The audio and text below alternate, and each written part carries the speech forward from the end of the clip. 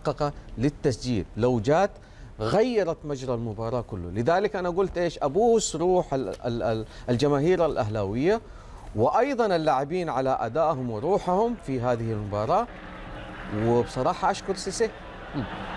هذا الكلام مش أنا قلت له، يعني بصراحة كحق أدبي في مشاركة تويتر حسن المخلص قال، وأنا يعني بصراحة ارتجلت سؤال من كلامه. خسر الغرافة برعونة المهاجم سيسي الذي تخاذل في استثمار الهجمات التي كانت ستحول مجرى المباراة، وقال طبعا هو يشجع الأهلي، مبروك للراقي.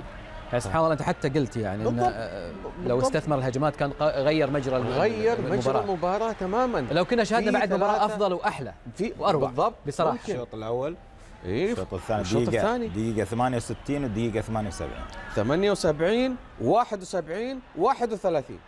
حتى لا يكون يعني ليش انا اخذت يعني منك انت الكلام، حتى ما يكون مثلا نكون محايدين. لا يعني ابدا ابدا، كلامك صحيح حمد. وفعلا سيسي لو الفرص اللي جات لسيسي استفاد منها وسجلها، اعتقد انه سوف يغير كثيرا. نعم. شخص من الامارات قال ايضا عبر تويتر، اسمه جوان UAE، برونو لاعب الاهلي وسيسي لاعب الغرافه خارج نطاق الخدمه، وكانه يقول كانهما لاعبان لعمله واحده فقط، يعني او كعمله واحده فقط. يعني لا برونو استفاد منه ولا برونو استفاد من الاهلي، وبالذات يعني احنا نتكلم عن لاعب الهداف اللي الفريق يتعب ويبني الهجمات ويصنع ويحول من يمين شمال الى من يجهز الكره للمهاجم، وبرعونه مثل ما شاهدنا تضيع هذه الفرص.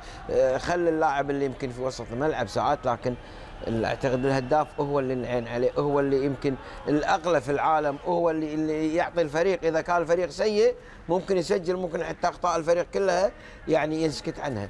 لكن اليوم فعلا سيسي يعني انا اتصور انه يجب انه يكون لي قرار في اداره الغرافه، عندها قرار في القعده مع هذا اللاعب لعدم جديته في الفرص اللي تجيله وبرعونه انه يسدد. هذه الفرصه هذه بعد هذه بياخذها بالكعب، هذه بياخذها بالكعب، يعني سهله ممكن يلعبها، يبغى ياخذها بالكعب. لا لو تلاحظ يبغى ياخذها بالكعب.